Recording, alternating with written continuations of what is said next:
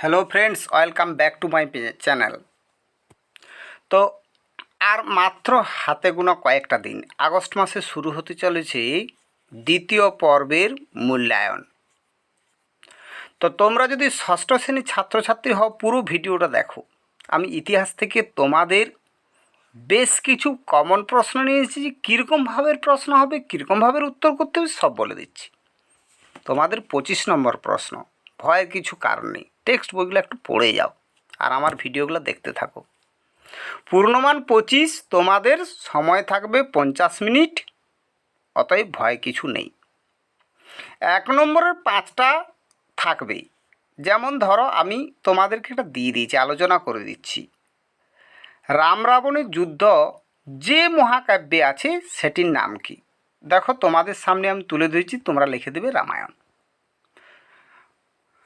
মহাজনপদের সংখ্যা কটি? তোমরা উত্তর লিখে দেবে 16টি। জৈন ধর্মের প্রধান প্রচারকদের কি বলে? তীর্থঙ্কর। কুষাণ বংশের শ্রেষ্ঠ রাজাকে কনিষ্ক। মগধ এর রাজধানী রাজগৃহ থেকে কোথায় স্থানান্তরিত করা হয়েছিল? পাটলিপুত্রে। বলি কি? না মৌর্য আমলে এক প্রকার কর। শূন্যস্থান পূরণ থাকবে 1 নম্বরের 5টি। ঋগ্বেদের আলোচনায় গুরুত্বপূর্ণ নদী কি? সিন্ধু লিখে দেবে। ঋগ্বেদের যুগে রাজাকে শাসনের কাজে সাহায্য করত কারা? রত্নিন। মেঘালিত হলো বড় পাথরের ড্যাশ সমাধি। নব্য ধর্ম আন্দোলন শুরু হয়েছিল ড্যাশ শতকে, 6ষ্ঠ শতকে। বৌদ্ধের প্রচারিত ধর্মকে কি বলা হয়? বৌদ্ধ ধর্ম। সাম্রাজ্য শাসন করেন যিনি, তাকে কি বলে? সম্রাট। আবার দেখো 3 নম্বরে থাকবে, 3-এর দাগের প্রশ্নগুলো 1 নম্বরে 5টি শূন্যস্থান পূরণ, এরকম থাকতে পারে তোমাদের কাছে। তোমরা কি করবে? দেখো আমি তোমাদের সাথে দাগও দিয়ে দিয়েছি কীভাবে উত্তরগুলো লিখবে। যেমন অর্থশাস্ত্রের রচয়িতা কি? কৌটিল্য আছে, বাণভট্ট আছে, চরক। তোমরা কৌটিল্যতে দাগ দিয়ে দিবে। কুষাণ সাম্রাজ্যের প্রতিষ্ঠার প্রধান কৃতিত্ব কি? তোমাদের সমুদ্রগুপ্ত, কনিষ্ক, কুজুল কদফিসেস। এই কুজুল কদফিসেসে তোমরা দাগ দিয়ে দিবে। হর্ষাব্দ গোনা শুরু হয় কবে?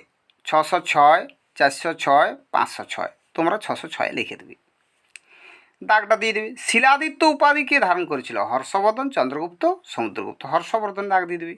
ব্রিজি বা মল্ল কী ছিল? রাজতান্ত্রিক না অরাজতান্ত্রিক? অরাজতান্ত্রিক মানেই গণতন্ত্র। ঋগ্বেদের রাজা ছিলেন গোষ্ঠীর প্রধান, রাজ্যের প্রধান, সমাজের প্রধান। গোষ্ঠীর প্রধান।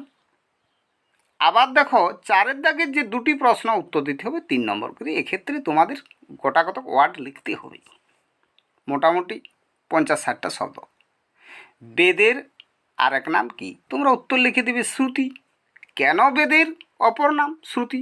না ঋগ্বেদের যুগে বেদ কোনো লিখিত ছিল না, তাই শুনে শুনে বংশ পরস্পরায় মনে রাখতে হতো, তাই বেদের অপর নাম শ্রুতি। এলাহাবাদ প্রশস্তি কার লেখা? সমুদ্রগুপ্তের সভাকবি হরিসেনের লেখা। এটা তোমরা লিখে দেবে। তিনি কার সভাকবি ছিলেন? সমুদ্রগুপ্ত। আগেই বলে দিলাম উত্তরটা।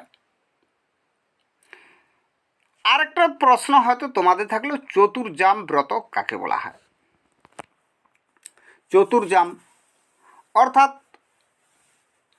চতুর্জাম হচ্ছে কি না, জৈন ধর্মে 4টি মূল নীতি ছিল: অহিংসা, অচর্য, অপরিগ্রহ আর সত্যবাদিতা। অর্থাৎ সত্যবাদিতা মানে সৎ কথা বলা, অপরিগ্রহ মানে অপরের সম্পত্তি বিষয়ের প্রতি লোভ না থাকা, অচর্য মানে চুরি না করা, সত্য কথা বলা। এইগুলো লিখে দিলে তোমরা পেয়ে যাবে নাম্বারটা। এবার কী কী কারণে মগধ শেষ পর্যন্ত শক্তিশালী হয়ে উঠল সেটা তোমরা লিখবে। দেখো মগধের চ্যাপ্টারটা তোমরা যাবে 6ষ্ঠ শতকে, এগুলো গেলেই দেখবে মগধে কী কী কারণে শক্তিশালী হয়েছে। 4 দিক সমুদ্র দিয়ে ঘেরা, নদী দিয়ে ঘেরা ছিল, হাতি পাওয়া যেত, ওখানে আকরিক লোহার খনি পাওয়া গেছিলো, অস্ত্র শস্ত্র কাজে। এরকম করে পয়েন্টগুলো তোমরা লিখে দেবে। একটি পড়বে 4 নাম্বার, অশোকের ধর্ম সম্পর্কে কী জানো, এরকমগুলো পড়বে তোমাদের। তো ততক্ষণ তোমরা সুস্থ থাকো, ভালো থাকো, আর পরীক্ষার জন্য পুরোদমে প্রস্তুত হয়ে নাও। আর আমার চ্যানেলগুলো দেখো, লাইক সাবস্ক্রাইব করতে ভুলো না, যেন আমি তোমাদের সঙ্গে আছি। ততক্ষণ তোমরা সুস্থ ও ভালো থাকো, পরীক্ষা ভালোভাবে দাও। দেখা হবে পরবর্তী ভিডিওতে।